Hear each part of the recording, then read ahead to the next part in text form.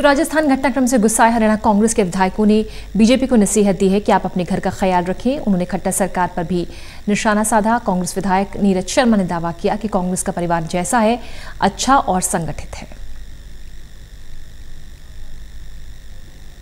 युवाओं को रोजगार देने के लिए लिए गए मंत्रिमंडल के फैसले का कांग्रेस ने विरोध किया है।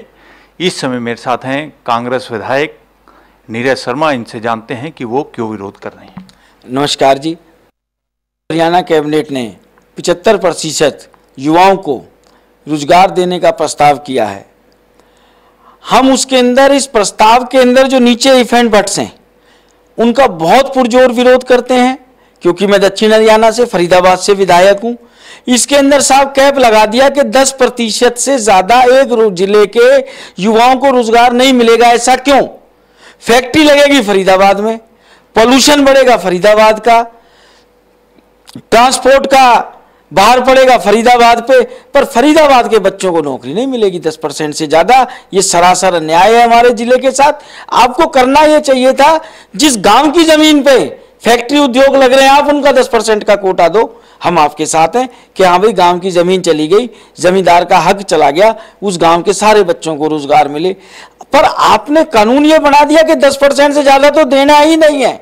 फिर इस कानून के अंदर हर जगह एग्जेम्पशन, रिलैक्सेशन, पेनल्टी। साहब, हमने राम राज्य की परिकल्पना करी है, ये हमने खाड़ी देशों के राज्यों की परिकल्पना नहीं करी। खाड़ी देशों की कि साहब आपको ये भी छूट है, आप जुर्माना दे दो, आपको ये भी छूट है, आप एग्जेम्पशन ले लो। क्यों? तीसरा, इस 75% कानून के अंदर हम बिल्कुल इसके विरोध में नहीं है कि 75% रोजगार स्थानीय लोगों को नहीं मिलना चाहिए। हम तो चाहते हैं 100% मिले, पर वो माहौल दीजिए। आप उद्योगों को प्रताड़ित मत कीजिए, प्रोत्साहन दीजिए, उनको आप इंसेंटिव दीजिए। आप बोलिए कि साहब आप हरियाणा के लोकल आदमी को रखेंगे। आज हम भी हरियाणा के हैं, पीछे से यूपी से हैं, भले ही हमारा डोमिसाइल बन गया।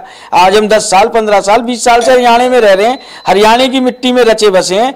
हम भी हरियाणवीज हैं कि उनका ESI, PF या कोई टैक्स में रिबेट सरकार देगी, जिससे कि उद्योगपति के पास छूट हो, उसको पता हो कि भाई ये मैंने आदमी हरियाणा का रखा है, इसको रखूंगा सस्ता श्रम है, दूसरे को रखूंगा महंगा श्रम है, वो स्वतः ही अपने आप हरियाणा वालों को रखेगा। ऐसा मेरा मानना है।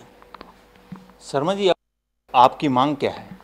हमारी मांग ये है कि साहब, एक तो 10% का जो कैप है ये तुरंत प्रभाव से इस कानून में से हटना चाहिए।